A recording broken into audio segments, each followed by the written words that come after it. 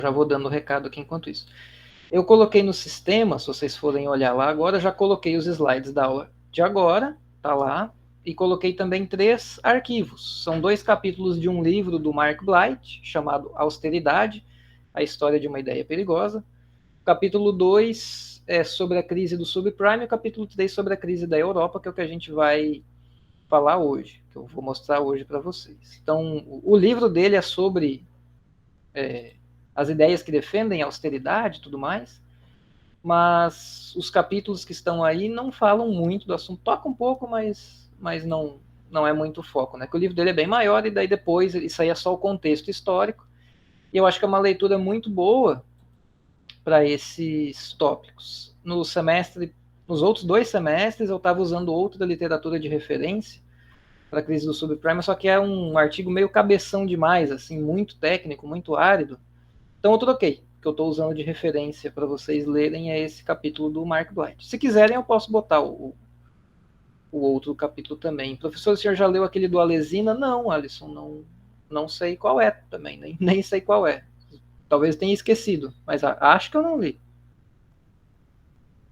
Se tu achar depois aí o nome e passar para cá, agradeço. Daí tem esses 2 capítulos do Mark Blight e um artigo que é de 3 professores da UFRJ sobre a crise do subprime também, mas o foco é nas políticas monetárias não convencionais. Então tem uma leiturinha para cada... When Austerity Works. É um artigo ou é um livro? Eu acho que é um artigo esse, né? Ou é um livro? Não, agora me bateu a dúvida. Mas o Alesina é um grande defensor, né, das ideias de austeridade. E o Mark Blight, no livro, fala muito mal do Alesina.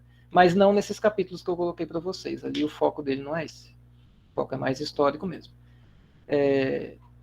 Assim, botei esses textos para vocês. Professor, tem que ler? É obrigatório ler? Não, claro que não. Tem as perguntas que eu vou passar no final dessa aula, que é o trabalho, né? Eu vou dar mais detalhes depois. Daí, se quiser ler para ter um apoio, né, ter assim como se basear, beleza, tá aí a referência. Se não quiser, também tudo bem. Tá? Então tá ali a leitura para auxiliar vocês.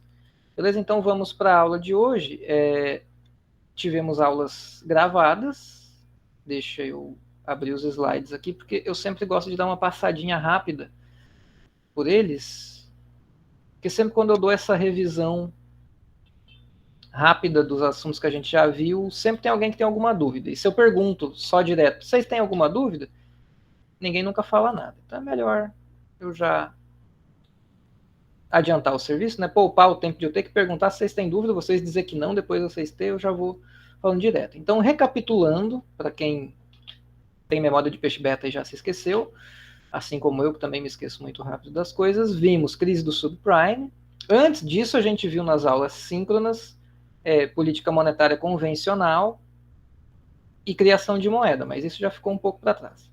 Então, nas aulas assíncronas gravadas, e daí peço, por favor, que quando vocês tiverem alguma dúvida aí dessas que ficaram gravadas, vocês falem, se já quiserem escrever ou falar agora a dúvida também, fiquem à vontade, que o início dessas aulas síncronas agora elas servem para isso. É para tirar dúvida, trocar ideia sobre as aulas anteriores. Depois de fazer isso, que eu dou o tema novo, tá? Então, vocês fiquem à vontade aí para já ir perguntando se tiverem alguma dúvida. Então, vou passar rápido aqui. Bom, esses dados eu acho que não tem muita necessidade de passar.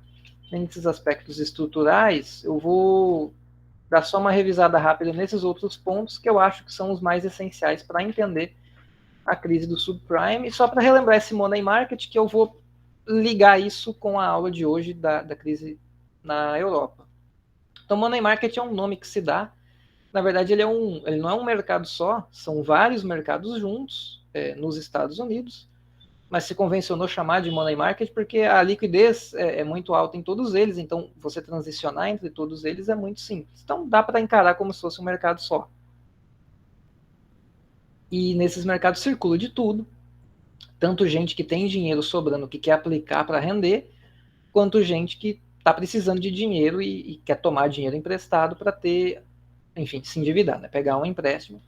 E, em geral, esse termo, quando as pessoas usam, né, os analistas, os economistas e tudo mais, ele está se referindo, em geral, para mercados de para títulos de dívida de curto prazo. Então são coisas no máximo até 1 ano de duração. Então ali vai ter título municipal do Tesouro dos Estados Unidos, commercial paper de empresa, certificado de depósito de banco, as operações compromissadas, ou repos, se a gente quiser falar em inglês, que daí é um contrato com compromisso de reverter. Isso a gente vai estudar muito em detalhe na aula de operações compromissadas, que é o modus operandi hoje da política monetária no Brasil.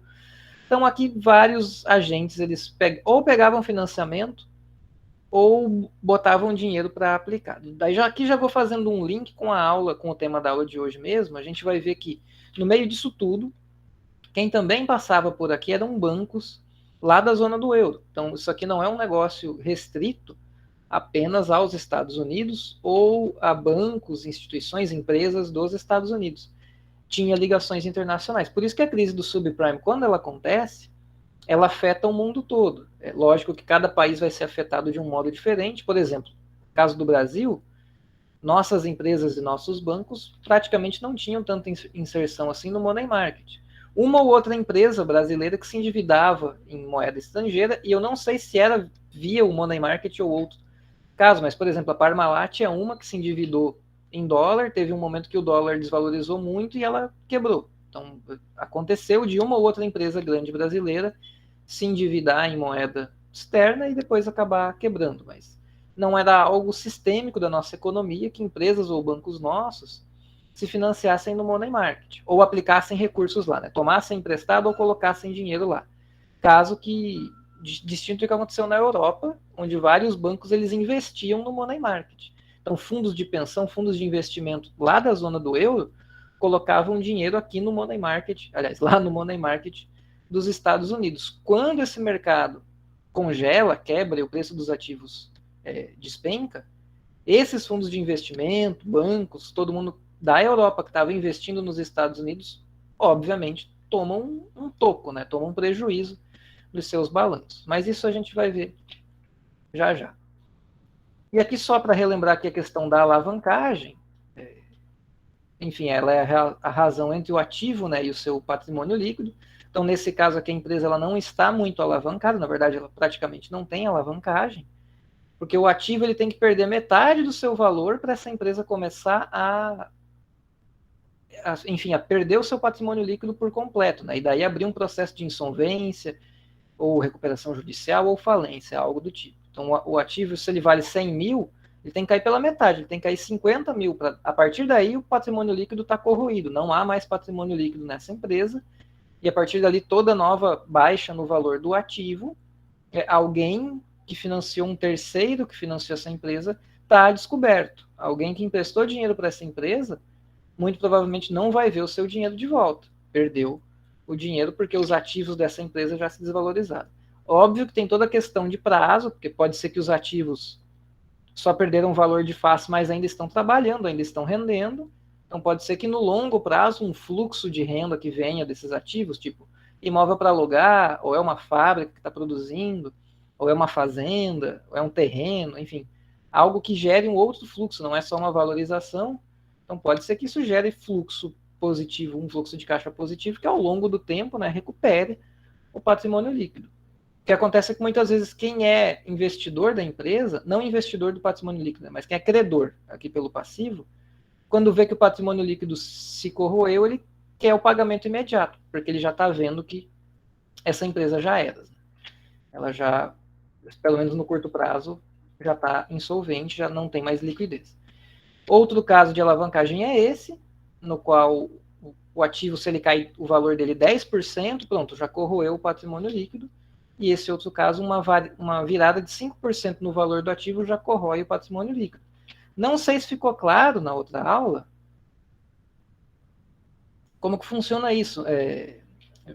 Minha memória, vocês já estão vendo que ela é meio ruim, então não lembro o quanto que eu expliquei aqui, mas se é uma empresa investindo lá naqueles ativos de subprime, daí se descobre que era muito empréstimo que era furada, que não vai para lugar nenhum aquilo, o valor daqueles títulos cai 5%. E daí você está se financiando a curto prazo, chegou o dia de pagar o que você está devendo, você vai se refinanciar de novo, mas daí os novos financiadores que vão te dar um novo dinheiro para você pagar a dívida antiga, ficar com dívida nova, vão olhar seu balanço e vão dizer, não, mas seu valor caiu muito aqui, seu patrimônio líquido já se corroeu, eu não vou te emprestar de novo. Pronto, é esse o momento que você quebra. E você não consegue uma nova dívida para pagar a antiga, né? Você não consegue rolar ela. Esse momento é quando há o congelamento do mercado. Bom, e passando rapidinho aqui pelos derivativos, né? As minhas figurinhas, que deu um trabalho gigantesco para fazer. Então temos aqui a família que quer pegar o seu empréstimo com o banco. Esse é um negócio tradicional, bancário. A pessoa pega o dinheiro e depois vai pagando ao longo do tempo para o banco.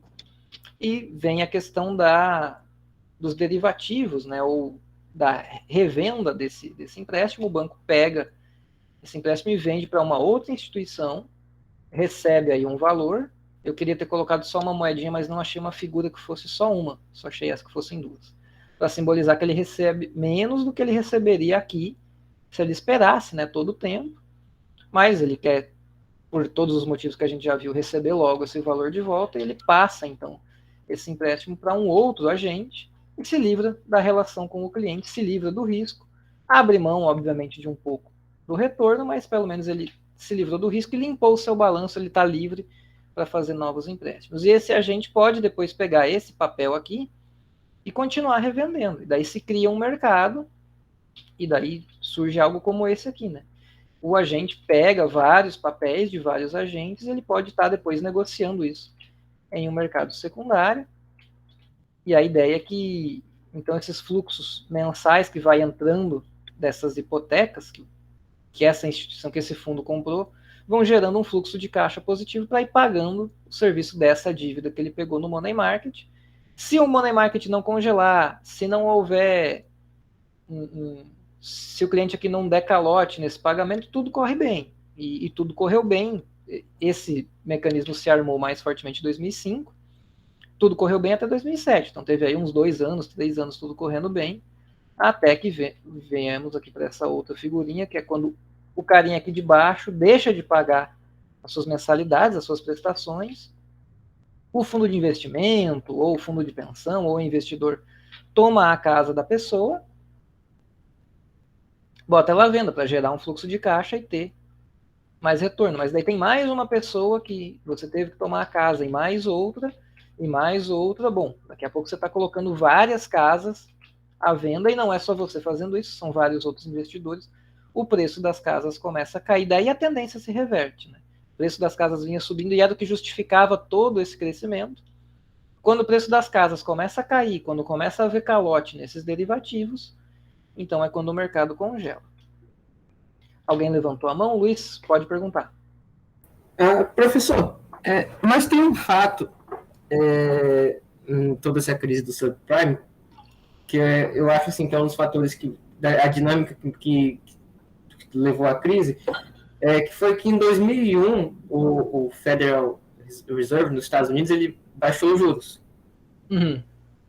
para aquecer a economia. E em 2006, como a inflação estava, como as expectativas estavam apontando que havia uma alta inflação, o Fed ele começa a aumentar a taxa de juros. E é nesse 2006, nesse aumento da taxa de juros, que a bolha estoura, porque as dívidas das famílias elas ficam mais caras, as dívidas de financiamento de casas. Não seria essa dinâmica dos juros que não teria um efeito muito grande sobre isso, sobre a crise? Então, ela teve uma dinâmica também, é uma explicação que, na verdade, até ficou faltando aqui, né, nos meus slides. Tem várias dinâmicas por trás da crise, ela é um fenômeno super complexo. Esse dos juros, realmente, agora você falando, até tem que anotar em algum lugar para me lembrar de atualizar isso, porque, de fato, faltou. Deixa eu só voltar lá para o primeiro slide, eu acho que eu até tenho o gráfico da taxa de juros, ou não? Não tem. Tenho aqui. Ó, justamente o que você falou, cadê? Aqui no início, né, como você falou, até nem é em 2001, 2001 né, antes, né, 2000, aqui deve ser 2001, né, então aqui tem essa queda, né, e aqui onde você falou mesmo, né, 2005, um pouco antes, até 2004, ela já vem subindo. E o que acontece? Isso que você falou, para atualizar os colegas que talvez não saibam do que você está falando, eu estou aqui replicando, né, só para atualizar todo mundo. O que acontece, muito desses empréstimos hipotecários que teve nos Estados Unidos, eles tinham uma cláusula que foi também um dos grandes fatores por trás da crise, que são os juros variáveis, eles não são juros fixos. Então, você contrata um empréstimo, era assim, né, até o estouro da crise. Imagino que nos Estados Unidos ainda seja assim hoje, porque é uma característica muito comum do sistema financeiro deles. Você pega um empréstimo, a taxa de juros que você paga não é sempre a mesma. Aqui no Brasil tem muito empréstimo e financiamento que você pega o empréstimo e já está lá dito a sua taxa de juros, né, até o fim de todo o contrato. Tem outros que são variáveis, mas lá nos Estados Unidos o mais comum é ser variável. Então, os juros que você paga em cima da sua dívida varia conforme as taxas de mercado. Então, a taxa básica é a Federal Funds Rate. Quando ela desce, todas as outras taxas descem. Quando ela sobe, todas as outras tendem a subir também. Não é que o empréstimo das pessoas corra sobre essa taxa de juros. Ele é uma outra taxa, mas ela é indexada nessa. Então, tipo, por exemplo, 110% da Federal Funds Rate. Então, ela está indexada, né? Só um markupzinho ali para cima. Nessa dinâmica que você falou, sim, ela importa muito. Porque quando tem essa baixa, ó, nesse período aqui, o que muitas pessoas olham? Pô, tá muito barato, vou pegar emprestado dinheiro e depois eu dou um jeito de pagar, enfim, depois eu vejo. Eu vou só pegar a dívida, tá tudo indo bem, o preço dos imóveis está subindo, deixa eu só voltar aqui nesse gráfico aqui, né, que é um índice de preços de imóveis. Então, ó, o preço dos imóveis está subindo, por mais que depois vire a taxa de juros eu tenha que pagar mais do meu empréstimo, o meu imóvel está valorizando. Então, qualquer coisa, eu pego um novo empréstimo. Se eu pego uma hipoteca, quando eu estou aqui, eu vou só pegar um númerozinho aqui por facilidade, tá? Meu imóvel estava valendo 120 mil. Então, eu peguei um empréstimo, uma dívida de 120 mil. Depois eu posso dar o meu imóvel de garantia quando ele está valendo 160. Eu estou com uma nova dívida maior. Mas daí eu pego esses 160, pago os 120 de antes e sobra 40 mil ainda, se eu quiser gastar, ou investir, ou fazer outra coisa. Então era algo que acontecia também. Mas tinha essa questão perdão que eu esqueci o nome agora do colega Luiz, comentou dos juros, ficou de fato faltando, né, nos slides, na explicação. É uma dinâmica importante. Agora, é determinante, porque teve outros momentos, ó, por que aqui não teve uma crise? Nos anos 90. Aqui a taxa de juros caiu um monte, depois ela subiu, não teve crise. Aqui ela subiu um monte, teve crise, mas não foi como a de 2008, embora isso aqui tenha sido uma crise bem grande, e foi uma alta de juros muito maior do que essa alta. Por que nesse período não teve um monte de banco quebrando, não teve um monte de pessoas sendo expulsas da sua casa, não se espalhou para a Europa e para o resto do mundo? Por que outros períodos de alta da taxa de juros não precipitaram crises desse jeito? Porque não tinha os outros fatores em jogo. Então, um dos fatores, e daí isso agora eu tenho que ser mais sincero, né, dizer, é uma opinião minha e de vários outros analistas, mas tem gente que discorda. Tem muita gente que acha que, na verdade, o fator preponderante para que essa subida de taxa de juros tenha criado uma crise e as outras altas não foi que, nesse período de alta de juros ali de 2005, 2006, você já tinha um sistema financeiro que estava desregulado, porque em 99 cai essa lei aqui, que eu expliquei lá na aula. Então, nas outras altas da taxa de juros, essa lei estava em vigor, ou seja, havia uma regulação maior do sistema financeiro, não era tão permitido que os bancos crescessem tanto, que eles se fundissem com outros bancos, que eles tivessem várias atividades nos mercados financeiros, eles eram mais separados. Então, esse é um dos motivos. O outro, que também conta muito, é a própria criatividade dos bancos, né? Algo que um banco inventa hoje, né, obviamente não tinha lá atrás, é algo que foi inventado e extensivamente utilizado nessa crise, e daí sim, acho que o fator preponderante, cadê o CDS? Aqui, os Credit Default Swaps. Isso aqui não existia nas outras vezes, assim, até existia, já tinha inventado, mas não era prática comum no mercado financeiro utilizar esse tipo de título, que na verdade é um seguro. Então, assim, isso que você falou, Luiz, tem todo sentido, ficou faltando mesmo na aula explicar a dinâmica da taxa de juros. Agora, eu não acho que toda crise é explicada só por uma viradinha na taxa de juros, entendeu?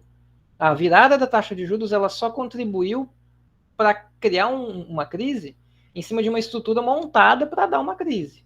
Outros momentos que você não tinha essa estrutura montada, o juros subiu até mais e não teve crise desse tamanho. Né? Então, o juros, ele é, como é que eu posso dizer? Como se fosse fazer uma fogueira, todas as outras coisas você coloca ali madeira, folha seca, gasolina na fogueira. A alta da taxa de juros foi o fósforo. Né? Dá para imaginar que ali foi o fósforo. Mas se você não tem a madeira, a folha, a gasolina, você só tem um fósforo, bom, você riscar ele, você só tem um fósforo riscando, né? Você não cria a fogueira. Então, daí fica aquela questão, fica muito assim, né? Sei lá, quase que uma questão de ênfase, né? Ou de opinião. A subida na taxa de juros foi preponderante para a crise? Eu acho que só foi o estalo inicial. Acredito eu que teria crise mesmo assim, mesmo sem a alta da taxa de juros. Porque uma hora, esses empréstimos que estavam entrando nos clientes subprime, uma hora ia ir longe demais, entendeu? Uma hora ia começar a ter calote, mesmo sem juros subindo. Não sei se ficou claro, se você quer que eu comente mais alguma coisa, Luiz. Não, ficou claro, tá ótimo. Então, beleza. Então, seguindo aqui, o último ponto que eu quero relembrar dessa aula, da crise do subprime, são aqui os CDS, porque esses, para muitos analistas, e daí, assim, enfim, minha opinião não é importante em canto nenhum, mas aqui que, para mim, é o ponto alto para explicar a crise, porque é aqui que a coisa ganha uma escala maior, que são os credit default swaps, que são seguros, na verdade, que é uma empresa, uma seguradora, ela oferece aos seus clientes algo do tipo, ó, você me dá aqui um fluxo mensal ou anual de renda, você me paga aqui uma taxa, que é a taxa do seguro, e em troca eu te dou um seguro nos seus ativos financeiros. É igual um seguro para um carro, para uma casa ou para uma moto. Você paga ali a parcela do seguro, se acontecer um problema, o seguro vai lá e te cobre. Se não der nada, beleza, o seguro lucrou. Você não precisou, graças a Deus, usar o seu seguro, teve que pagar, mas tudo bem, é do jogo. Aqui é um seguro também, só que não é pensando na sua casa pegar fogo, no seu carro bater, na sua moto dar problema, é num ativo financeiro seu perder valor. Então, o que a seguradora faz? Ela é um esquema como um seguro qualquer. Você paga um fluxo de renda para a seguradora e ela está ali te cobrindo. Isso fez com que todo mundo olhasse para esse esquema aqui dos derivativos, né, dos MBS, do CDO, e começasse a demandar esses papéis cada vez mais, porque os imóveis estavam em alta, por consequência, o valor desses papéis também subia, porque eram empréstimos que ficavam cada vez mais altos para comprar imóveis cada vez mais caros. Então, a demanda por esses papéis fazia com que eles ficassem cada vez mais caros. Daí é tipo uma dinâmica de bolsa de valores mesmo, né? Se ela está subindo, todo mundo quer entrar para aproveitar a alta e lucrar. Então, havia uma grande demanda pelos derivativos, CDS, CDO, MBS, entre outros, que é uma sopa de letrinhas, e com essa alta de demanda, e ainda por cima o CDS vem e diz o seguinte, você está demandando muito de um ativo que está valorizando, só que com o CDS, além disso, você perde o risco. Aparentemente, né? Você fica livre de risco, porque caso o seu ativo tome um default, ou seja, as pessoas que estão por trás daquele ativo deixem de pagar o que elas têm que te pagar, né? Deem calote na dívida, a seguradora vai lá e cobra. Então, não, eu, seguradora, vou pagar para você o que o cara que estava na casa estava te pagando, caso ele te dê o calote. Eu cubro o calote para você. Então, daí que a demanda por esses papéis explode ainda mais. Porque se antes todo mundo já queria, porque estava valorizando, e era um investimento que rendia muito, quando vem o CDS, daí parece que é o investimento perfeito. Você tem um papel altamente demandado, cada vez mais valorizado, livre de risco, porque se der um problema, você, do seu ponto de vista individual, está coberto. O seu risco está coberto. Agora, do ponto de vista macro, e daí aqui é um negócio que termos que já existiam na economia, mas ganham mais força a partir da crise de 2008, que são as questões dos riscos macroeconômicos e microeconômicos. Né? O seu risco micro está coberto pelo CDS. Se você tomar um calote, a seguradora vai lá e te cobra. Agora, e o risco macro? Se todo mundo der calote, ou muitas pessoas derem calote, quem segura a seguradora? Porque daí a seguradora vai ter um grande fluxo de pagamentos que ela vai ter que cobrir o rombo de várias pessoas que deram calote ao mesmo tempo. Pode ser que isso seja demais para o balanço contábil ou para o fluxo de caixa dessa seguradora e ela pode ir à falência. E foi algo que de fato aconteceu. teve uma... Eu sempre esqueço o nome, porque a minha memória é ótima, né? Mas, se não me engano, foi a AIG, que foi a falência, é de uma grande seguradora, justamente por essa dinâmica. Teve a virada, daí por trás, aqui, link com o que o Luiz falou, subiu a taxa básica de juros, muitas pessoas não conseguiram pagar as prestações agora mais caras, deixaram de pagar, deram um calote, a seguradora teve que ir lá e cobrir. No que ela teve que cobrir vários calotes ao mesmo tempo, faltou dinheiro, foi a falência. E daí todo mundo fica assustado porque pensa, bom, esse CDS aqui, que eu achava que me protegia, não me protege mais, porque a pessoa que estava por trás dele, a seguradora, faliu. E agora? Quem é que vai me proteger? Né? Eu, o Chapolin Colorado. Não, brincadeira, mas não tem mais, assim, daí as pessoas perceberam que, opa, existe o risco micro e tem como eu cobrir ele. Mas do ponto de vista macro, não. O risco você consegue jogar de um balanço para o outro, mas ele não some, ele não desaparece da economia, ele continua lá no nível macro. É a batata quente que você vai jogando de uma mão para outra, uma hora ela estoura. Bom, gente, isso aqui é o básico por trás da crise de 2008. Daria para ter quase uma disciplina inteira só por trás dessa... Só para destrinchar ainda mais essa história, né? Poderia abrir mais cada um desses derivativos, como que funcionava, enfim. Mas a ideia é só ter uma visão aprofundada, mas não tanto, né? Mais básica de como que funcionou a crise, só para vocês terem uma ideia de como ela foi. Não sei, daqui até lanço a pergunta para vocês, se puderem responder no chat, se vocês viram crise do subprime em alguma disciplina. Que eu passei a graduação inteira e não vi, nenhum professor nunca me falou da crise do subprime. Olha que eu fiz a graduação em 2011. Ou seja, tinha recém passado a crise. E para entender a crise europeia, então, o negócio do momento era falar da crise da Grécia, quando eu estava na graduação, e nenhum professor explicou para a gente. E, enfim, era uma luta dos alunos pedindo, já passo para você, Pedro, pedindo uma atualização maior dos professores, e, enfim, eu fiquei meio traumatizado com essa experiência da graduação, e hoje eu tento ser uma pessoa atualizada. Nem sempre dá certo, porque é difícil se atualizar o tempo todo, mas eu me traumatizei. Quando eu decidi virar professor, eu falei, eu não quero ser igual aos professores velhos desatualizados que eu tive na graduação, que não me explica o que está acontecendo. Diga lá, Pedro, pode falar. Professor, eu acho que é um negócio meio crônico na universidade mesmo, porque agora, quando a gente está estudando aqui na graduação de 2021, a China está crescendo a todo vapor, mas a gente mal fala disso também. Exato. China também é uma outra lacuna na minha formação. Eu queria ter lido mais sobre China. Eu não entendo quase nada de China. E era para todo mundo de economia saber de qual é salteado tudo que acontece na China, porque é atualmente o motor do crescimento do mundo, né? E eu entendo muito pouco. Eu entendo mais da história assim muito antiga da China por ler outros livros. Tem um muito bom, toda hora eu falo, não sei se eu já falei para vocês, que é o Reoriente, do André Gunder Frank. Eu vivo falando desse livro, não sei se vocês já ouviram falar dele ou não, mas enfim, esse autor aí, ele vai contra muitas teses de economia, de historiadores econômicos, de que o capitalismo nasceu na Europa, e a Europa é um negócio excepcional, e a Europa foi onde o mundo começou a crescer, porque daí vem as várias explicações, porque a cultura do europeu é diferente, porque o cristianismo não sei o quê, porque a posição geográfica, uma península tem muito mar, muita costa, muito como comercializar por via marítima. Então a Europa que é o negócio, sabe? Surgiu tudo de lá. E o André Gunder Frank vem dizer que, na verdade, capitalismo surge na China, muito antes do que surgiu na Europa.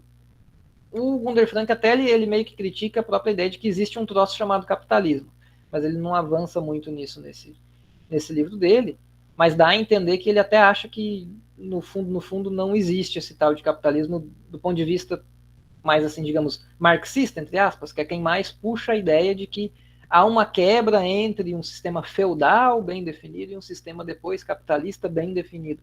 Para o Gunder Frank é como se fosse tudo um contínuo, entre você sai de sociedades milênios atrás em que quase não comercializavam entre si, e cada vez mais o mercado vai tomando espaço na vida das pessoas.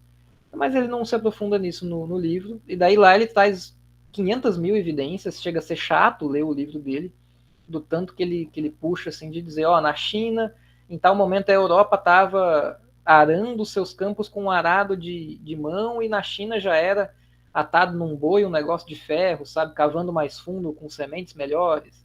A China inventou o papel muito antes de chegar na Europa, pólvora, enfim. Tudo que ele traz é uma tonelada de evidência para mostrar que, na verdade, a China sempre foi o grande motor do mundo. Ela só teve uma virada nos últimos 2, 3 séculos, quando a Europa toma a dianteira, depois agora recentemente os Estados Unidos, e a China só está voltando para onde ela sempre foi, o centro do mundo.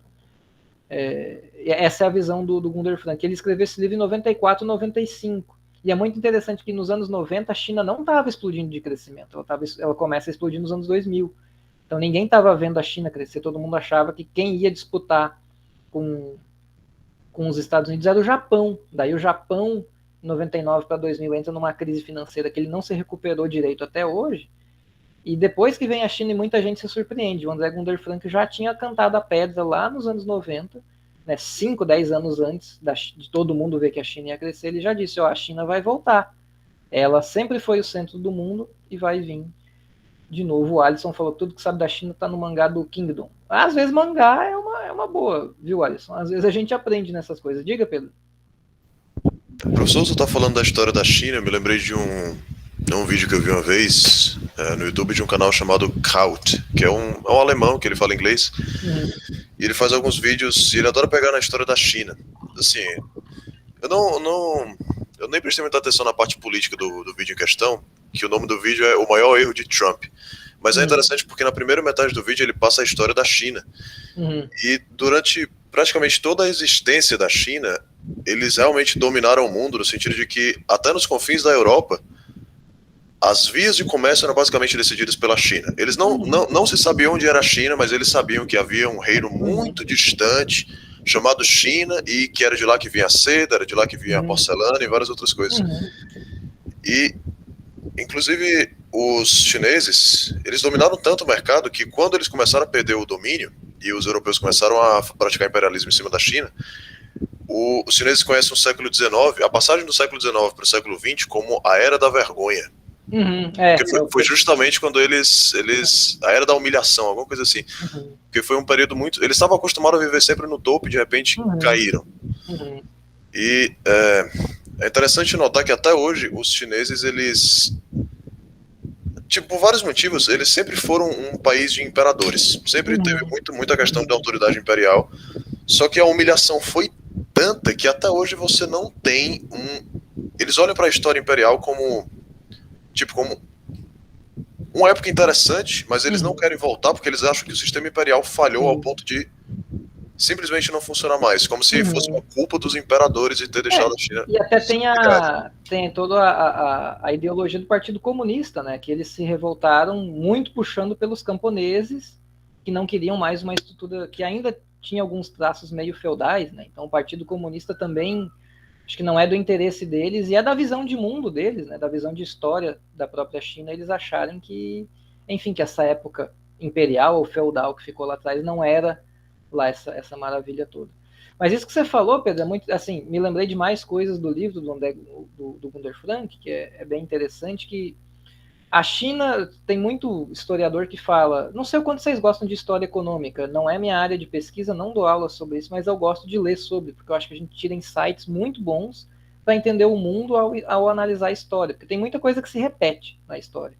E é interessante dar uma lida, porque às vezes a gente fica achando que tudo é novo, tudo só está acontecendo agora, mas às vezes são só repetições, né? De um outro jeito, óbvio, mas está sempre repetindo. Tem muito historiador que comenta, a China tinha uma cultura diferente, não tem como o capitalismo ter surgido lá, eles eram muito fechados, eles não comercializavam tanto com o exterior, a Europa que comercializava muito. Só que por que a China era tão fechada, por que a Europa era tão aberta, né? Um dos motivos que trazem a China produzia de tudo lá dentro, não tinha nada na China, não tinha nada que os chineses não produzissem e que eles não produzissem muito bem. Então todas as especiarias eram produzidas na China. Porcelana na China, seda na China. Então eles conseguiam produzir de fato tudo que eles precisavam lá dentro, enquanto a Europa era muito atrasada, muito pobre, e eles sim precisavam desesperadamente de comércio exterior para conseguir ter coisas às vezes muito básicas que eles não conseguiam produzir lá dentro. Por que a Europa consegue, segundo o André Gunther Frank nesse livro, por que eles conseguem então finalmente crescer e se deslanchar e eventualmente ultrapassar a China? porque descobriram montanhas de prata aqui nas Américas, e prata era a moeda da China, eles não tinham moedas de ouro, até tinha, mas era pouco uso, a moeda deles mesmo era prata. E essa era a única coisa que a Europa conseguia ter para comercializar com os chineses. Antes os europeus iam até a China, ou se conseguissem achar um caminho até lá, eles não tinham nenhum produto para ir lá e trocar com os chineses. Eles não tinham. Chega lá na China e diz: tá, me vende aí seda.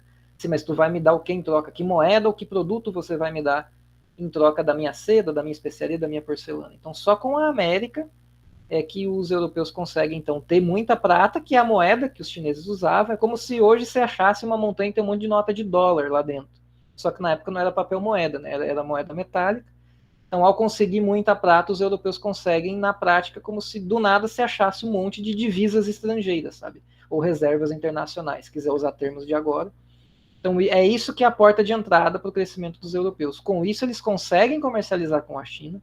Conseguindo comercializar, daí o André Gunder Frank, ele é meio Adam Smith, assim, o pensamento dele, eu acho. E daí ele diz que, por conta de conseguir finalmente ter algum comércio com a China, é que a Europa consegue melhorar a sua divisão do trabalho internamente, aumentar a sua produtividade, acumular capital, seja conseguir comprar uma máquina ou alguma coisa mais interessante na China ou na Índia, e daí sim conseguir crescer. E também tendo as Américas como colônia, né, que daí é mais um incentivo para mais divisão do trabalho, mais produtividade e todo o resto. E o que a gente está vendo hoje, segundo André Gunder Frank, que previu isso muito antes que todo o resto dos economistas vissem, é que a China só voltou para o posto onde ela sempre ocupou, né, de ser o grande centro do mundo. Enfim, grande volta aqui na explicação, mas é bom quando a aula é assim para a gente conseguir pensar um pouco mais. Daí aqui, gente, teve...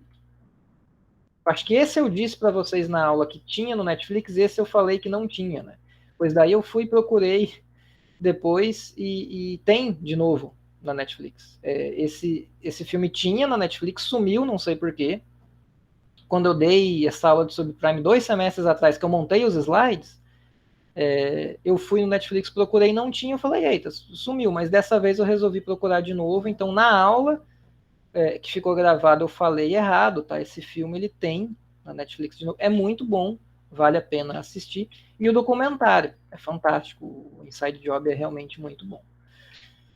Então, enfim, feita a lembrança, aí tem uma passada de volta na aula do subprime, vamos para a das políticas monetárias não convencionais, que eu acho que eu fiz burrada de dar essa aula antes da aula da crise da Europa. Eu pensei alguma coisa que na hora me pareceu uma boa ideia, e depois eu vi que talvez a ordem não tenha feito tanto sentido assim, mas até que fez um pouco, porque o que eu mais foquei aqui foi dos Estados Unidos, né, e falei muito pouco de Europa, então acho que está tudo bem. Então, as políticas não convencionais, vou só colocar onde que eu posso colocar. Acho que eu vou parar só nesse quadrinho aqui, só para relembrar com vocês.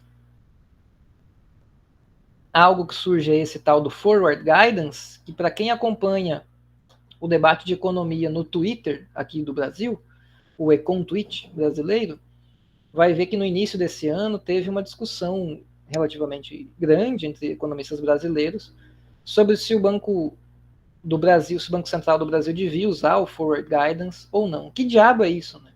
Então é o Banco Central avisar com antecedência o caminho futuro das taxas de juros, então ajudando a controlar as expectativas. Mas essa é das políticas não convencionais a menos escandalosa. Assim. O resto é colocar as taxas de juros básicas em terreno negativo, daí a taxa, né, a policy rate, que seria a taxa básica de juros ou a taxa alvo da autoridade monetária, pode ser, daí isso varia de país para país, como eu falei. Tem país que é a taxa do interbancário, como é o nosso caso, que é a Selic. Tem países que é a taxa de redesconto, tem países que é a taxa de remuneração das reservas. Cada país muda a sua taxa básica de juros, mas, de qualquer maneira, a política não convencional seria botar isso em terreno negativo. Além disso, políticas de crédito, reservas, né, reservas bancárias, quem não remunerava começar a remunerar e tudo mais, e principalmente, o Fed foi quem começou isso, foi as grandes compras de ativos financeiros, né? Isso é algo novo na adoção das políticas monetárias, novo pelo menos nas últimas décadas, né? Lá atrás, na história dos bancos centrais, eventualmente deve ter tido um ou outro banco central que, sei lá, no século XVIII ou XIX, comprava e vendia títulos financeiros de longo prazo. Mas isso era lá atrás. Recentemente, isso é muito inédito, né? Então, comprar commercial paper, isso era algo impensável, um banco central comprando commercial paper. Eles atuavam via mercado aberto de títulos públicos, né? De títulos dos seus respectivos governos federais. Então, lá nos Estados Unidos eram com títulos da dívida do governo. Eles começam a atuar comprando também commercial paper, que é debênture, é uma dívida de empresas. Ou comprar derivativos, colocar eles dentro do seu balanço. Então, aqui se a gente observar nesse gráfico, né, o Fed ele não tinha nada de MBS, que é um derivativo, e ele coloca dentro do seu balanço, adquire trilhões de dólares de derivativos, algo que o Banco Central não comprava antes, não era um foco de política monetária do Banco Central dos Estados Unidos. O mesmo depois é feito na Europa, e daí por isso que eu falei que talvez eu tenha a aula não tenha ficado numa ordem tão boa assim, porque agora que eu vou falar da crise na Europa, né?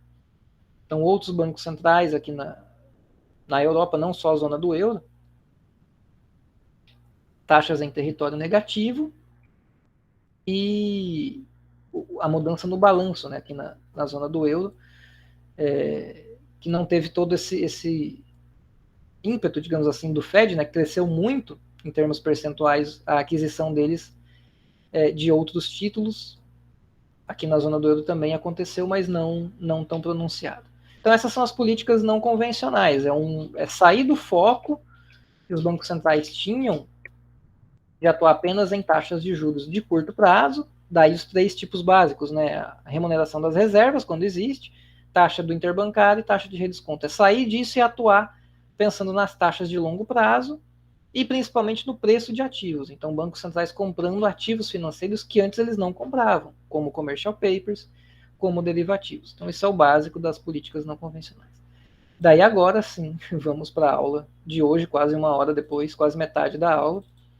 Vamos para o tema de hoje, crise do euro, mas os slides são curtinhos, são só 14, contando os que eu vou falar do trabalho. Alguma dúvida ainda ficou, gente, dos outros 2 temas?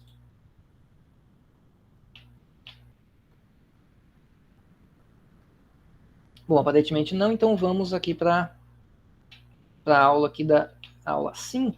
Acho que é a 5, né? Acho que eu não me perdi nas contas. Já teve semestres que eu me perdi aqui nos... Então, a crise do euro. Então, falar rapidinho aqui de como que funciona, né, a zona do euro. Óbvio que eu não vou focar aqui, nem dar nenhuma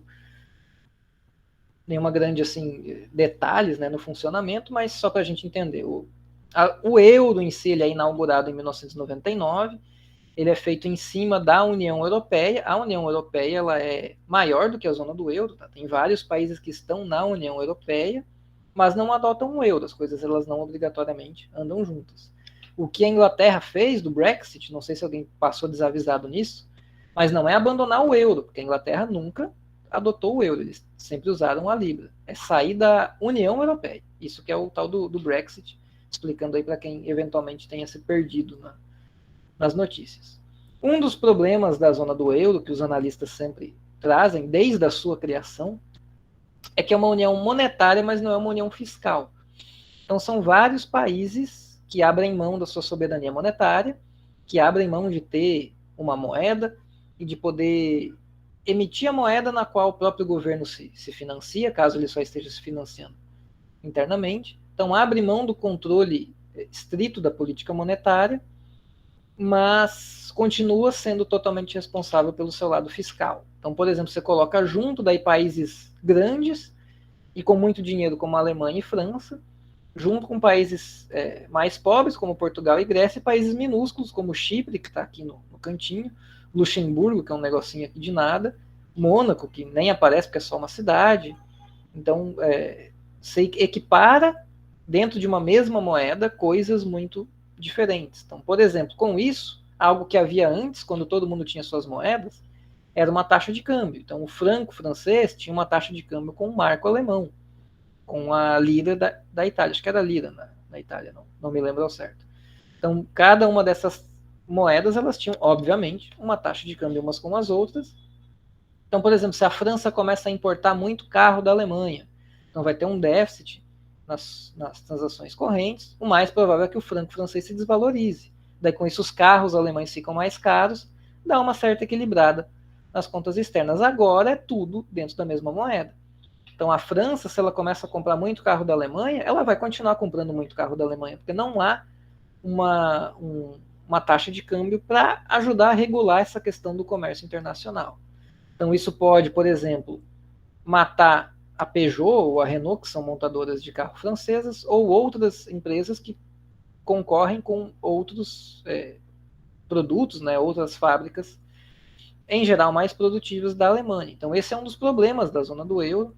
Vários países, como a gente vai ver, Portugal, Espanha e Itália, se desindustrializaram muito fortemente. A Itália não tanto, mas Portugal e Espanha adotou o euro e com isso começou a desindustrializar muito. Por quê? Porque eram indústrias não tão competitivas, mas conseguia ter alguma produção doméstica porque a taxa de câmbio desses países era desvalorizada em relação ao marco alemão, e daí com isso não entrava tanto produto alemão dentro das suas economias, dava para existir alguma indústria dentro desses países. A partir da adoção do euro, essas indústrias começam a morrer nesses países, e no caso da Espanha, como a gente vai ver, vira uma economia muito dependente de poucos setores.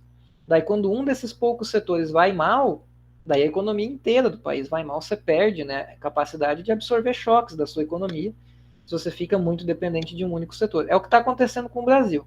A gente está cada vez mais dependente do agro, não só do agro, mas de produtos primários, né? Então a gente está cada vez mais dependente de soja, minério de ferro, petróleo, para ter as nossas exportações. São poucos produtos, em geral com preços correlacionados. Se dá um problema em um, provavelmente vai dar problema em todos esses produtos, e daí a nossa economia toda vai para o buraco. Enfim, pequeno parênteses aqui. Um outro problema que teve foi que antes, por exemplo, um país, que é o que a gente vai analisar com um pouquinho mais de detalhes, a Grécia, era um país que era altamente endividado antes da zona do euro, antes de adotar o euro, e por ser muito endividado, por ser um país com vários problemas no seu governo, problemas até de arrecadação de impostos, os juros que os investidores cobravam da dívida pública grega era alto. Então aqui eu tenho o dado, os juros em geral era em torno de 20%, a taxa de juros de um título do governo grego. Depois do euro, essas taxas de juros baixaram para 4%, ao redor de 4%. Por que isso? Por que os investidores passaram a aceitar uma taxa de juros mais baixa na Grécia, na Itália, em Portugal, quando antes ele só emprestava essa taxa de juros social? Até porque agora estava todo mundo embaixo do teto, digamos assim, da Alemanha. Porque a grande arquiteta do euro foi a Alemanha. O Banco Central Europeu, até mesmo muitos dos técnicos que trabalham dentro do Banco Central Europeu, vieram do Bundesbank, que é o Banco Central alemão.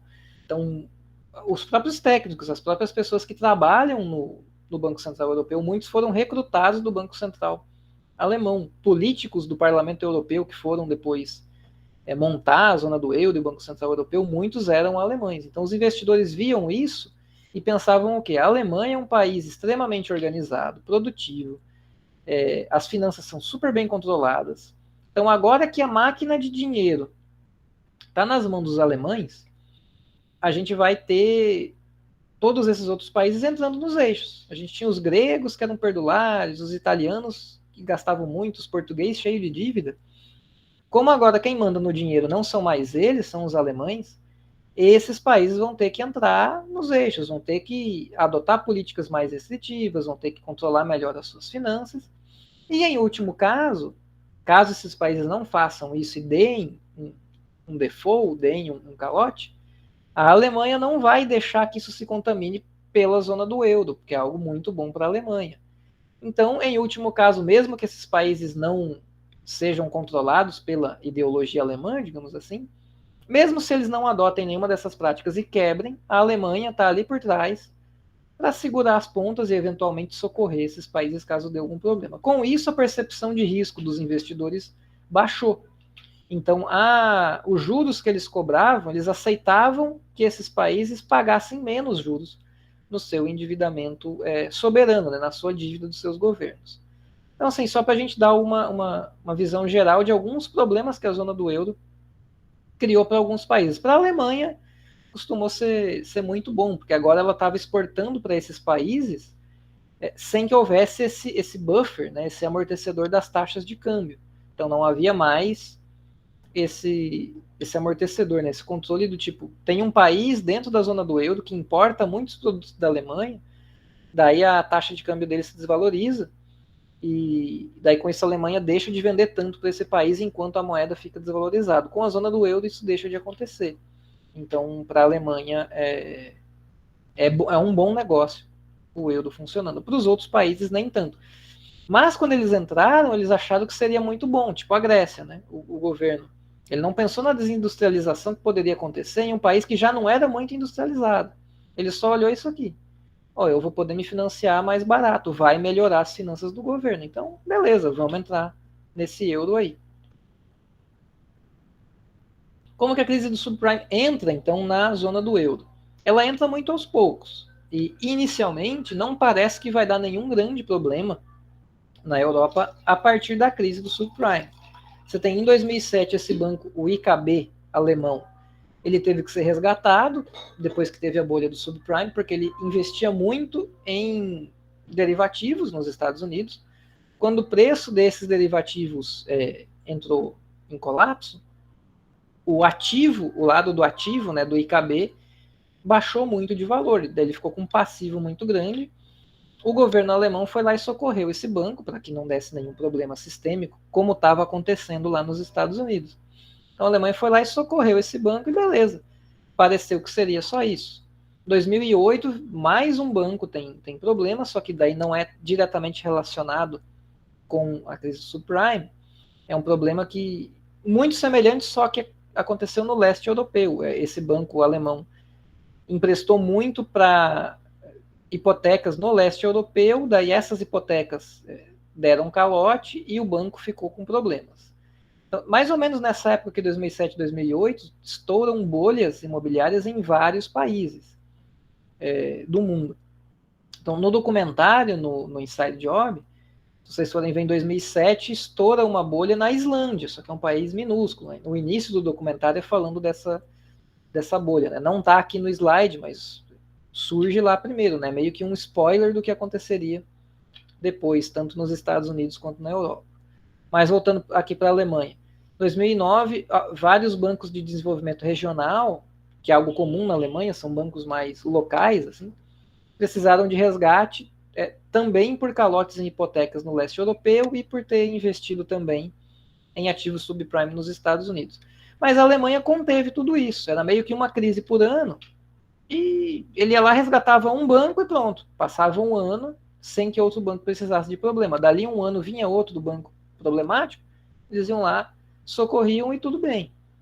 Então, do ponto de vista da Alemanha, que é o coração da zona do euro, parecia que não ia ter nenhum grande problema. A preocupação da Alemanha com a crise do subprime era a queda nas exportações, porque boa parte do PIB alemão vem de exportações. Quando essas exportações caem muito, elas provocam uma queda no PIB. Então, os Estados Unidos, que compram muito da Alemanha, ele entrando em recessão é ruim para a Alemanha.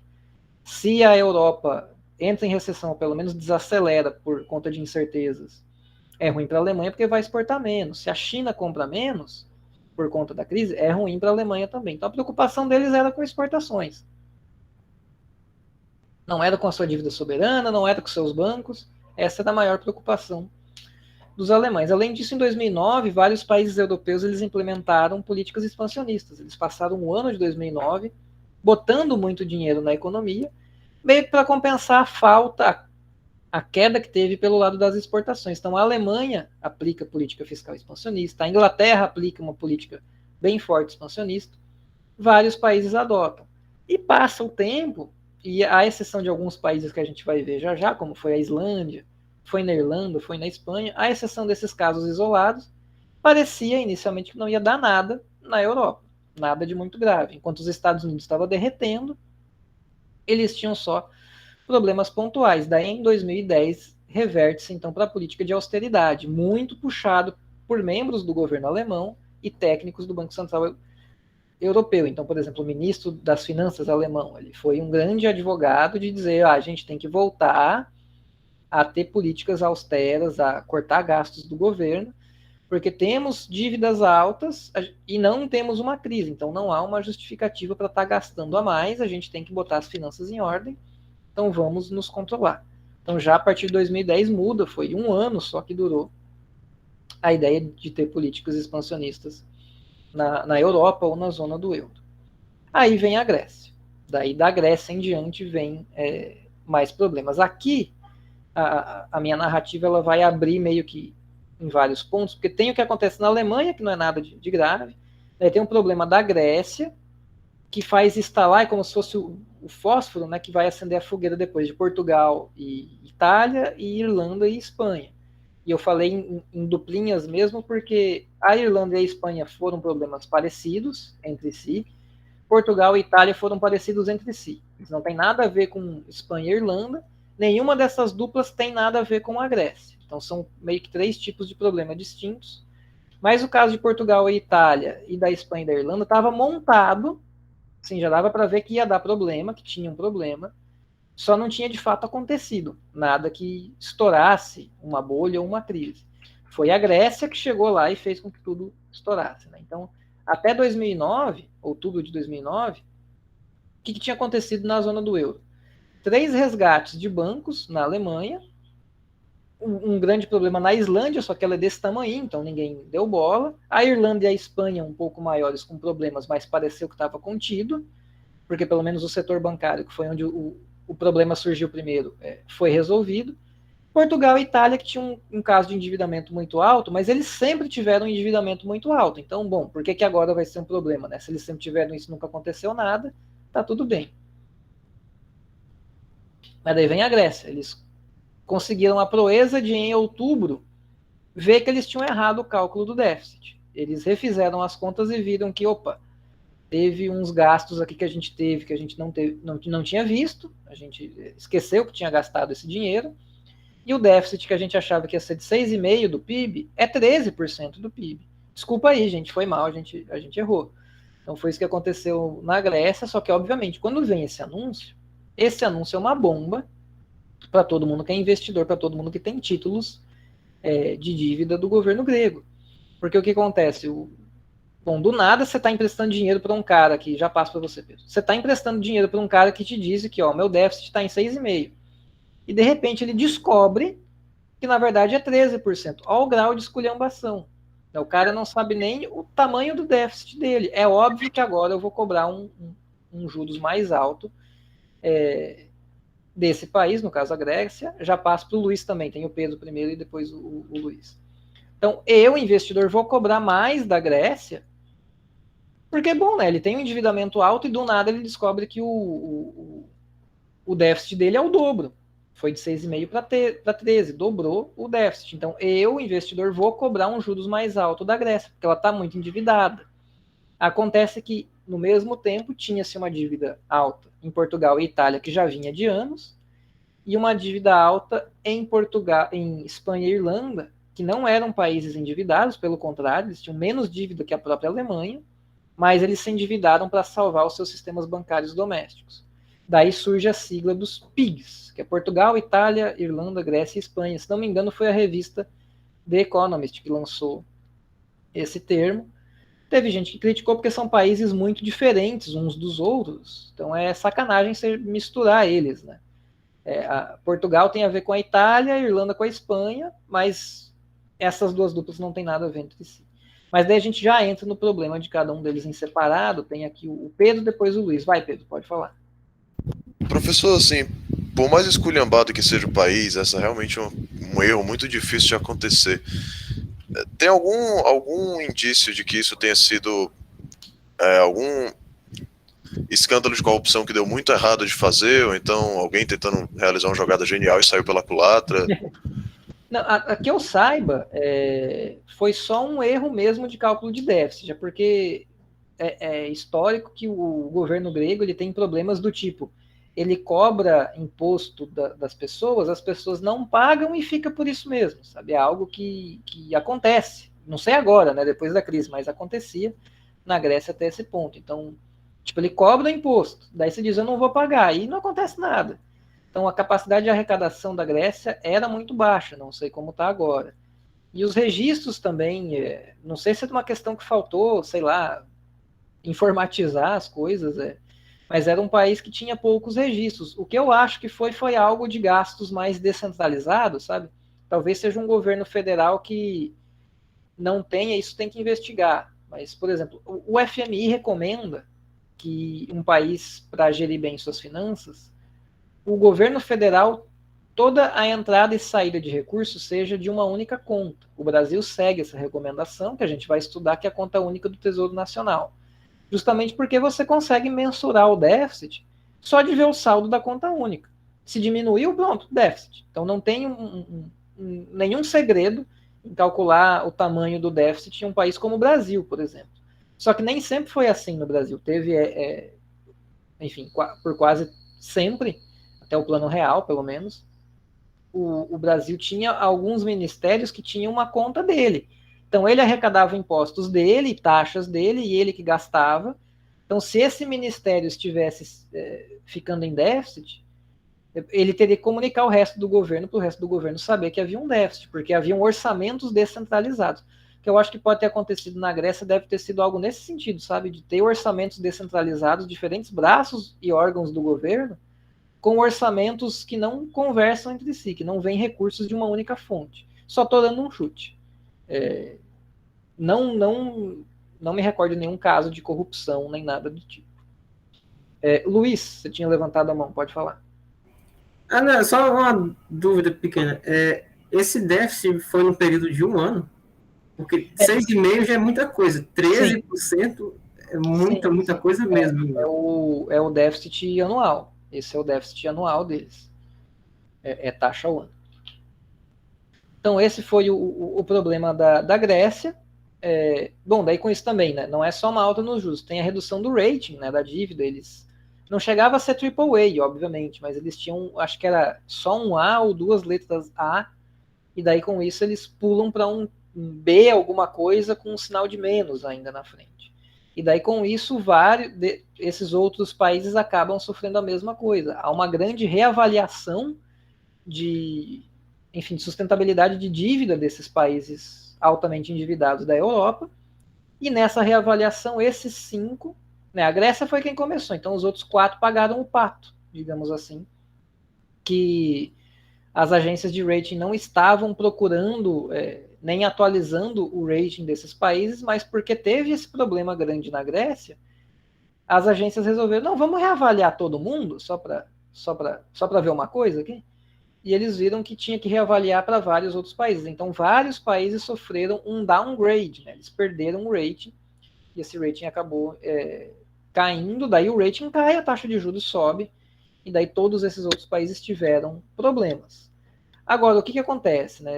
Como eu já adiantei, os PIGs, eles são um grupo heterogêneo. Você tem como se fossem 3 blocos aqui. Um, que é o caso grego, que é um governo bagunçado, com baixa capacidade de arrecadação, desinformação dentro do próprio governo, e um país pouco produtivo, que já nunca foi muito industrial, né? Vou até voltar aqui no mapinha. Na Segunda Guerra Mundial, a Alemanha invade a Grécia, então ela é destruída nessa invasão. Depois os soviéticos vêm e empurram os nazistas para fora, daí destrói mais um pouco da Grécia. Termina a Segunda Guerra Mundial, a Grécia entra numa guerra civil. Então, já tinha destruído 2 vezes, né? Entrou os nazistas, entrou os soviéticos, 2 destruições, daí eles vão para uma guerra civil, destrói mais um pouco. Então, é meio que um país que ficou, por anos, destroçado por muita guerra. Ele teve uma ditadura muito forte depois dessa guerra civil, matou muita gente. Então, nunca foi uma economia muito pujante. Daí entra na zona do euro já fraco, já endividado, e daí não tem nenhuma parede para impedir uma grande entrada de produtos alemães, e não tem nada que sirva de incentivo para ter alguma produção local e alguma economia que funcione dentro do país, à exceção do turismo, que era meio que o que sustentava o país.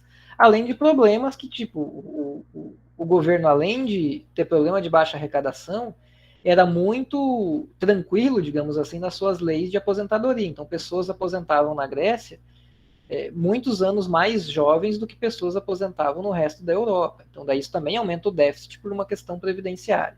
Esse é o problema grego. Irlanda e Espanha foram bolhas imobiliárias, que eu já vou abrir. Portugal e Itália é uma combinação de baixo crescimento, que vinha de muitos anos, envelhecimento da população, que também vem de muitos anos, e baixa produtividade por conta de desindustrialização, mas também de muitos anos. Então, em Portugal e Itália são problemas de longa data. Eles estavam ali, esses problemas, ninguém nunca deu muita bola, depois é que resolveram se preocupar, sendo que antes nunca haviam se preocupado, né, os investidores, com esse problema em Portugal e em Itália. Deixa eu ver quem levantou a mão. Rafael, pode falar, Rafael. Oi, professor, boa tarde. Boa tarde. Tem um trabalho assim, bem relevante na literatura, que é aquele do Reinhardt e do Rogoff, acho que é de 2010. E ele pega bastante essa questão do alto nível de endividamento com a capacidade de crescer dos países, né? Tudo bem que o efeito é maior para os emergentes, mas eu dei uma puxadinha aqui rápido enquanto eu estava falando. Sobre a crise do subprime, entre 2007 e 2009, os países atingidos se endividaram, em média, 75%, e para esses países desenvolvidos europeus, que ele botou no mesmo grupo dos desenvolvidos, níveis de endividamento acima de 60%, acima de 90%, podem diminuir pela metade a taxa de crescimento dessas economias. Sim, você quer comentar mais? Não. Então, do Reinhardt e Rogoff, esse é o livro que você fala, aquele Dessa Vez é Diferente? É esse livro que você está mencionando? Não, é um artigo de 2010. Ah, sim, é um artigo, tá. Crescimento em tempo de déficit. Sim. É porque tem um artigo, se não me engano é deles, da Reinhardt e Rogoff, e tem um problema que é o seguinte, tem um artigo deles, não sei se é de 2010, mas tem um que eles fizeram o seguinte, eles estimaram a partir de qual ponto a razão dívida PIB afeta o crescimento. Então eles viram que, daí eles encontraram o número mágico, que era 90 e poucos por cento. Então países que têm até 90 e poucos por cento de dívida do governo em relação ao PIB, eles conseguem crescer aí uma taxa, não me recordo ao qual, mas assim, uma taxa boa, digamos assim. Então, eles fizeram um gráfico, deixa eu até rabiscar ele aqui para vocês. Eles fizeram um gráfico que ficou o seguinte, conforme vai subindo a dívida, então aqui seria a dívida e aqui crescimento. A dívida vai aumentando, o crescimento não é afetado, mas quando chega ali pelos 90%, daí a partir daqui o crescimento começa a cair. Daí quanto mais endividado, menos você cresce. Qual que é o problema desse artigo deles? Tá errado a conta. Só isso. Teve alguns estudantes de doutorado da Universidade de Massachusetts que pediram a base de dados para Carmen Reinhardt e para o Kenneth Rogoff. Eles não enviaram a base. Daí eles falaram, não, beleza, mas a base de dados é público, vamos nós aqui catar os dados. Eles rodaram toda a econometria igual eles fizeram no artigo, não chegaram nos mesmos resultados. Daí eles mandaram um e-mail para Reinhardt e para o Rogoff e falaram, olha só, a gente fez tudo o que vocês disseram que fizeram e chegamos em outro local. Por que deu isso? Daí eles mandaram para esses estudantes a planilha que eles usaram para fazer as estimações. E os estudantes descobriram que, assim, sem nenhum motivo aparente, tem exclusões da amostra, sim, aleatoriamente. Então, por exemplo, o Canadá foi um país que alguns anos de amostra do Canadá sumiu na hora de rodar. Tipo assim, tá escrita a programação lá, sei lá, no R, ou no eViews, ou no Stata, e tirou fora partes da amostra para o Canadá e para outros países. E quando tira essas observações da amostra sem nenhuma justificativa, daí chega nesse gráfico aqui deles. Se você coloca toda a amostra dentro da econometria, Daí você chega nesse gráfico aqui. Que o que ele te dá? Ele te dá que o crescimento tem nada a ver com a dívida. Aliás, seria algo... Isso aqui seria regressão, né? Daí você teria vários pontinhos, e daí o R quadrado dessa regressão, aqui daí seriam outros pontinhos, né? Eles caindo para baixo. Nessa aqui o R quadrado, que daí seria pegando toda a amostra, sem exclusões arbitrárias, o R quadrado é quase zero. Ou seja, não há nenhuma relação estatística entre crescimento e dívida de governos. O que eles fizeram no artigo deles, tendo excluído arbitrariamente e sem... Eles nunca justificaram por que eles fizeram isso. Algumas amostras, eles chegam num resultado que dá para traçar uma linha ali, uma parábola bonitinha, e sai uma regressão que, enfim, se encaixa bem nos dados, é significativa e tudo mais. Mas foi baseado em um erro. Eles erraram a conta, não explicaram por quê. Enfim, só trazendo esse bastidor aí. Não sei se é esse que você falou, Rafael. Se é nesse... É esse, sim. Esse? Então tá errado, tá? Então você pode riscar da sua memória. Não disso. Tá errado. É um escândalo isso, na verdade, porque esse artigo, depois ele pautou muito debate no FMI, no Banco Central Europeu, de dizer, tem que baixar, que a gente tá com 110%. Tem que cortar tudo até cair para 90%, porque daí caiu no 90%, tá tudo bem. Mas o cálculo dos caras foi errado, assim, e nunca explicaram por quê. E daí vem algumas teorias assim do tipo, eles são advogados, digamos assim, entre aspas, de ideias que defendem a austeridade a qualquer custo, nem que para isso tenha que matar a econometria, digamos assim, e torturar a amostra até dar o que eu quero, né? Mas foi errado. O que eles fizeram foi um erro de cálculo bem estranho, bem estranho.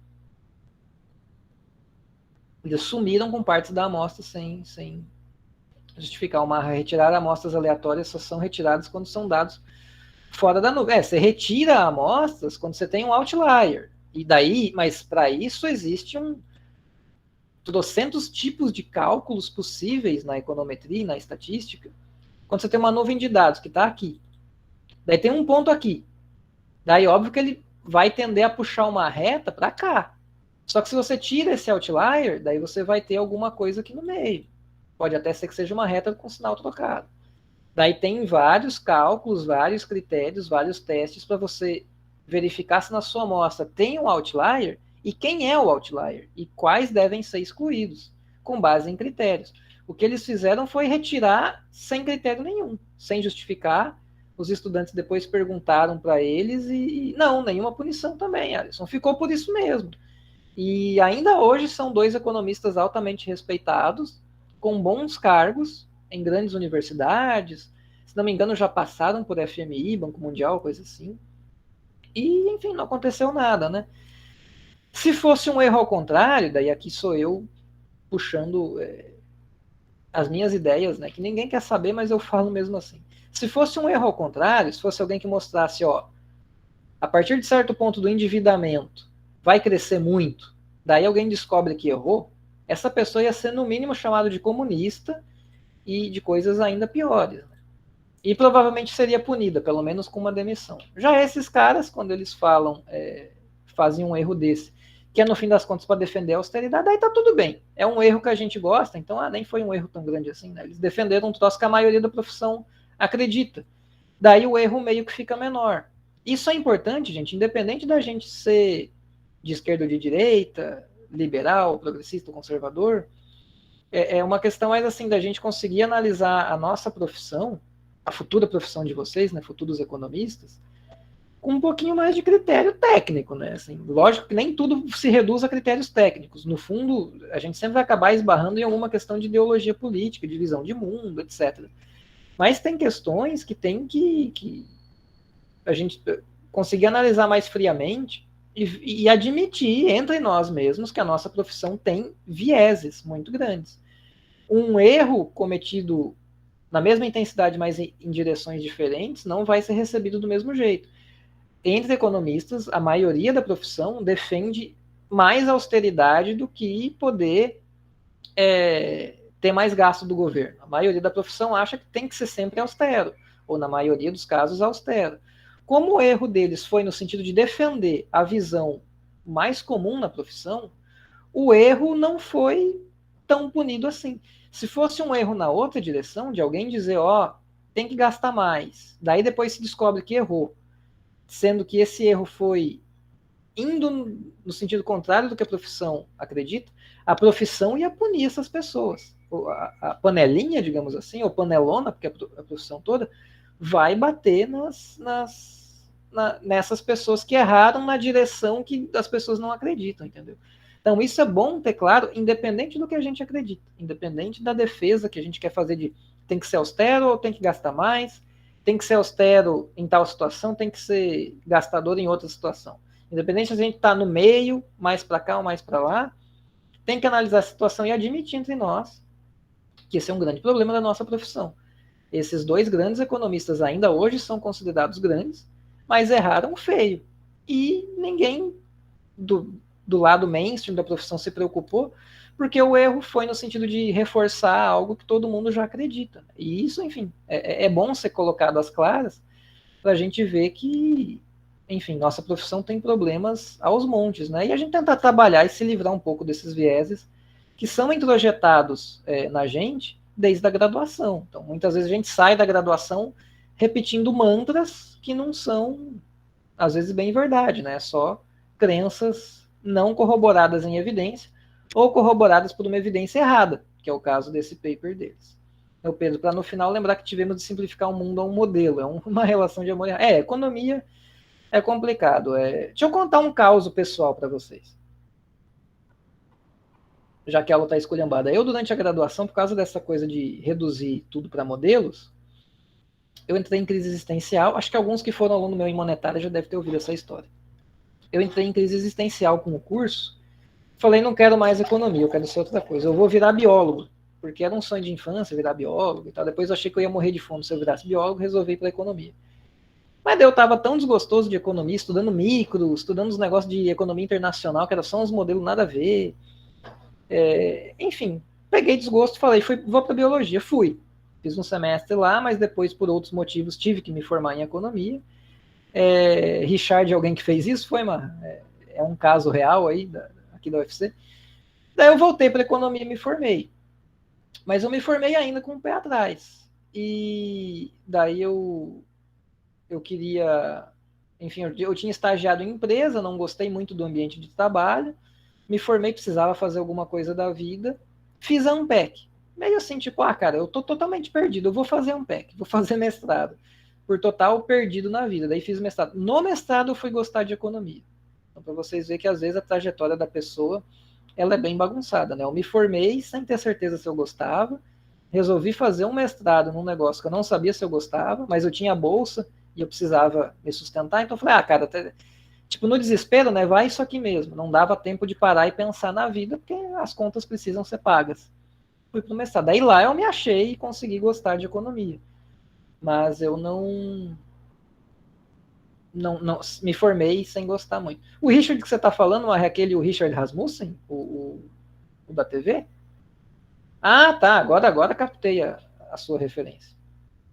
Enfim, então, causos e escândalos à parte, vamos aqui para não estender muito a aula também, a crise imobiliária na Irlanda. Ela é bem parecida com a que houve na Islândia.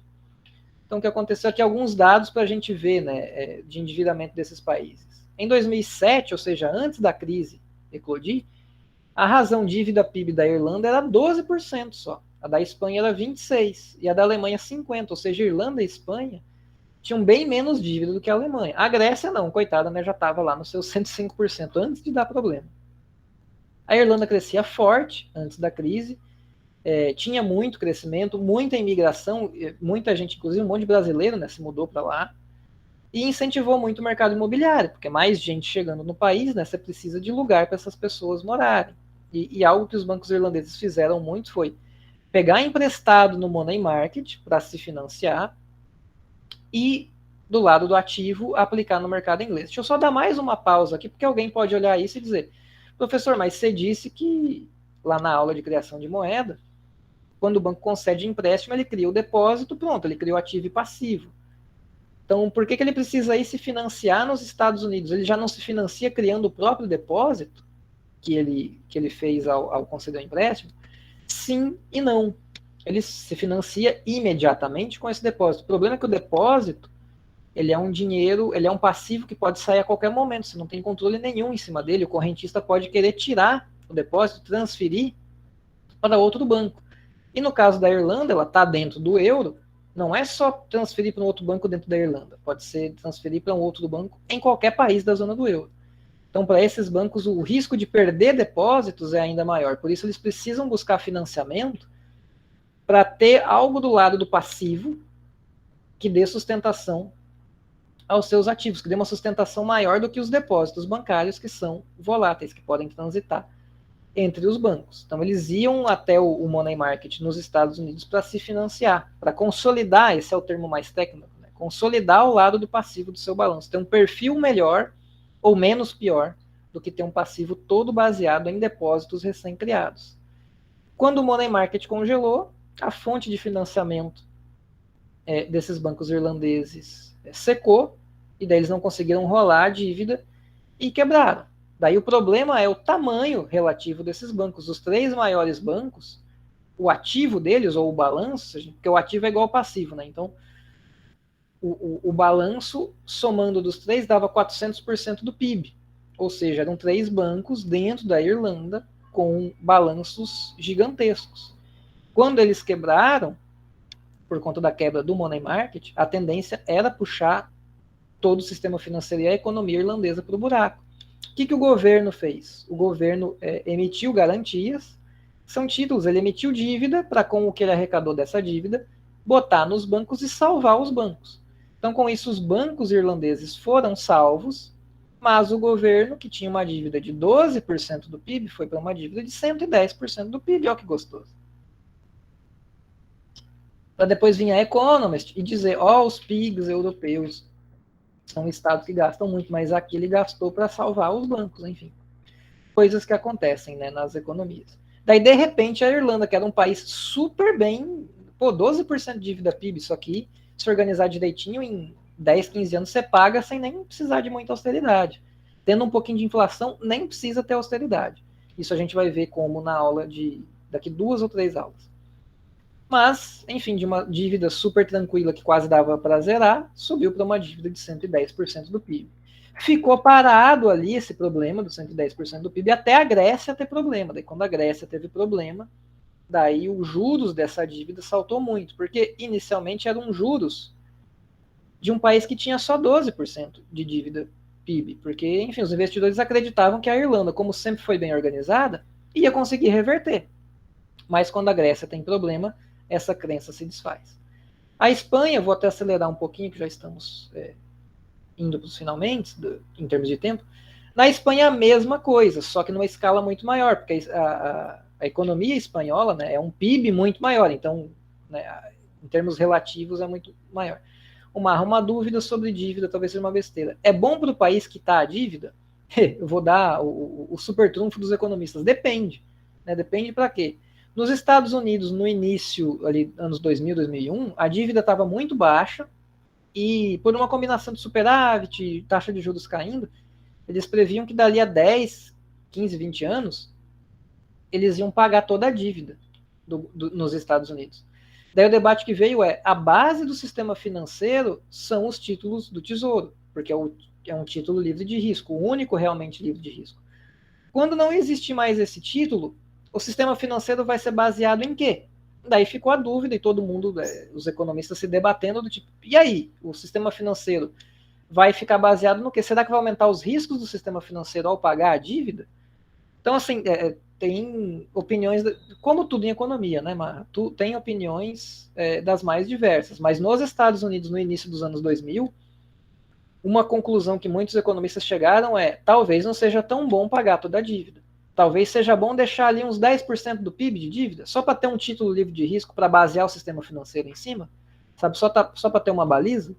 Enfim, é um debate que já surgiu, né? Enfim, a gente vai ter uma aula sobre política fiscal, apesar da disciplina ser de política monetária, né, de economia monetária, mas a gente vai discutir isso mais daqui 2 ou 3 aulas. Então a Espanha, além de tudo, porque a Irlanda era um país que vinha crescendo forte e se industrializando. A Espanha, antes do problema, ela já vinha tendo problemas. Ela vinha se desindustrializando desde os anos 80. E ela dependia basicamente de turismo e do setor imobiliário. Então, só para ter alguns dados, assim, o preço dos imóveis subiu 115% de 97 a 2007, construção civil era 16% do PIB. Não parece tanto, mas se você pensar que a construção civil, por exemplo, parou a construção civil, parou algo do tamanho de 16% do PIB. Qual que vai ser o tamanho da queda do PIB? Ele vai cair 16%, porque algo do tamanho de 16% parou. Se só metade da construção civil parar, cai 8% do seu PIB. Se 10% da construção civil parar, seu PIB vai cair 1,6%. Então, é grande, porque é 16% do PIB, não é muito, não é a maioria, mas é uma variação que, se for grande, é grande o suficiente para precipitar uma crise. Foi isso que aconteceu. Na Espanha, estourou uma bolha imobiliária doméstica, tipo como aconteceu nos Estados Unidos mesmo. Como essa bolha imobiliária estourando, os bancos faliram, e daí a Espanha, para não deixar os bancos falir e salvar, fez a mesma coisa que a Irlanda, emitiu dívida e com o recurso da dívida emitida, botou em caixa nos bancos. E saiu de uma dívida de 26% do PIB para, não tenho dado aqui, mas passou de 100% do PIB também. Então a mesma coisa aconteceu na Espanha. Deixa eu ver a pergunta aqui. O Wesley, aquele negócio grande demais para quebrar, e no Alisson, tipo de economia, achar um problema, discutir o problema e não resolver o problema. A gente é ótimo nisso. Pior é que às vezes não há um problema e a gente discute algo que não é um problema. É só por discutir. A gente também faz isso. E Portugal e Itália são outros dois casos que eram populações envelhecendo rapidamente, já era altamente endividado. Portugal tinha um problema de desindustrialização igual a Espanha tinha desde os anos 80, e daí não acontece nada de banco quebrando lá, bolha imobiliária, nada. Eles só já estavam num patamar de dívida muito alto. Quando resolvem reavaliar os títulos da Grécia, daí nessa levada foi Portugal e Itália junto. Embora não tenha tido nada que virou a chave dentro desses países, sabe? Eles já estavam endividados, não mudou nada, mudou só a opinião dos investidores. Irlanda e Espanha, a crise do subprime precipitou estouro de bolhas imobiliárias e crises bancárias.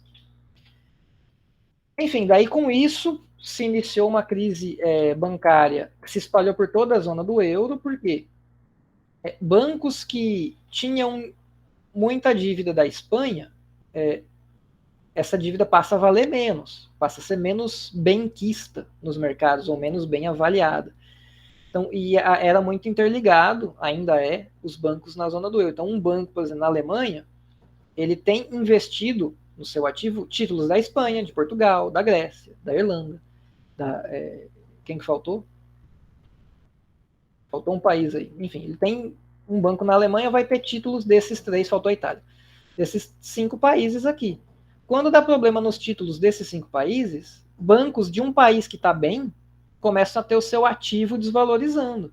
Se ele está muito alavancado, daí vamos lembrar lá da aula do subprime que eu revisei aqui, se ele está muito alavancado, uma virada pequena no valor dos seus ativos já estoura esse banco. Então daí a crise se espalhou. Então a Grécia acendeu o fósforo, tacou na fogueira, e o problema desses países que são de origens diversas fez com que a dívida deles fosse rebaixada, perdesse valor no mercado, até porque foi lançado mais dessa dívida ao mercado, né, para socorrer os bancos. E daí bancos de toda a zona do euro entram em colapso, porque eles têm uma combinação de estarem alavancados, alguns já sofreram, mas sem falir, pelo problema no money market e do subprime nos Estados Unidos, e de estarem investidos em títulos de dívida desses países, que reverteu o valor. Então é mais uma queda no ativo. Se você está muito alavancado, uma virada pequena no valor dos ativos te leva à falência. Além disso, o sistema bancário é muito mais concentrado na Europa do que nos Estados Unidos. Então são uns valores aqui. Em 2008, os 3 maiores bancos da França, o ativo deles era 316% do PIB da França. Os 2 maiores da Alemanha, 114% do PIB. O maior holandês, um banco só, tinha ativos no valor de 211% do PIB. Então, um banco desse, tendo seu ativo se desvalorizando um pouco, vai empurrar o PIB do país todo, né? Nos Estados Unidos tem que somar 6 bancos para ter 61% do PIB. Então, lá era menos concentrado. Então, com isso, você sai de uma crise de dívida é uma crise nos Estados Unidos, que se espalha para alguns países. Alguns países têm problemas internos, como Irlanda, Espanha e Islândia, que aumenta a dívida desses governos. Daí o problema na Grécia faz com que tudo seja reavaliado, e daí alguns países perdem o grading, perdem o grau de risco, o juros sobe, o valor desses títulos cai.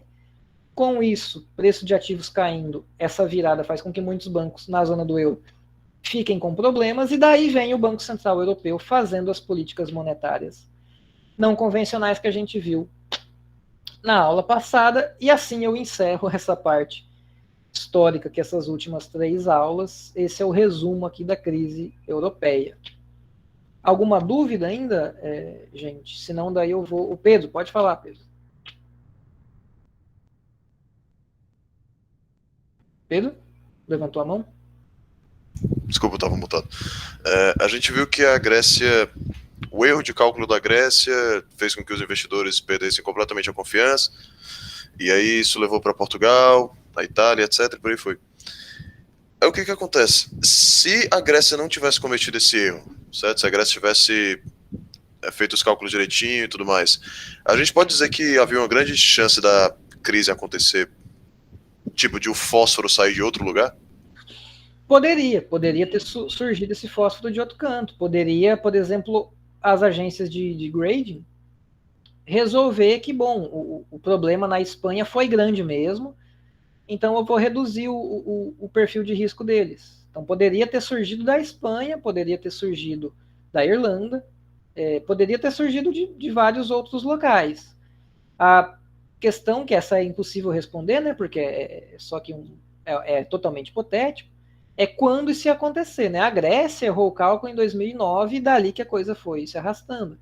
Talvez, se não houvesse o erro de cálculo da Grécia, talvez fosse acontecer o problema em 2011, 2012, né? Mas eu acho que teria algum problema. Só talvez por ele demorar mais a chegar, talvez ele conseguisse ser mais organizado, né? E daí desce para não ser um problema tão grande que surge de uma vez só, né? Agora, assim, mesmo se a Grécia tivesse acertado, assim, ela não errou, ela não achou que ia ser 6,5 quando era 13. O próprio fato dela, se ela acertasse de primeira e dissesse, gente, o meu déficit vai ser 13, é muito alto. Então, mesmo sem o erro, talvez os investidores achassem que 13%, opa, peraí, tá muito alto, né? Então, talvez, mesmo sem o erro, o fósforo fosse grego mesmo, entendeu? Mesmo sem o erro. Deixa eu ver o Marra, os países pequenos, eles sofreram por terem sua economia focada em poucos setores? Sim, totalmente. Tipo, a Espanha, até hoje, o desemprego lá é altíssimo. E o desemprego entre jovens até 25 anos é mais de 50%. Então, a cada 2 jovens na Espanha, não sei hoje, mas até ali 2015, 2016, 1 a cada 2 jovens é desempregado, porque a economia espanhola foi se desindustrializando totalmente, dependia só de turismo e imobiliário. Quando o imobiliário quebra, não tem mais emprego, né, para as pessoas, e a economia fica fraca. E daí esse é o problema, né, de economias pouco diversificadas, né?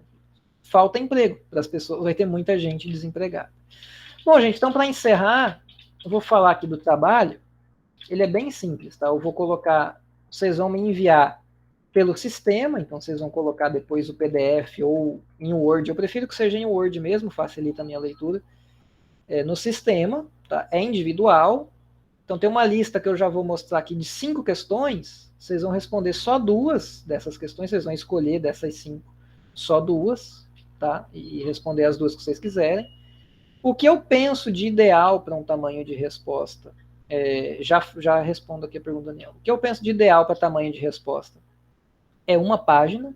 Então, como são 2 questões, 2 páginas, tá? Imagino algo em torno...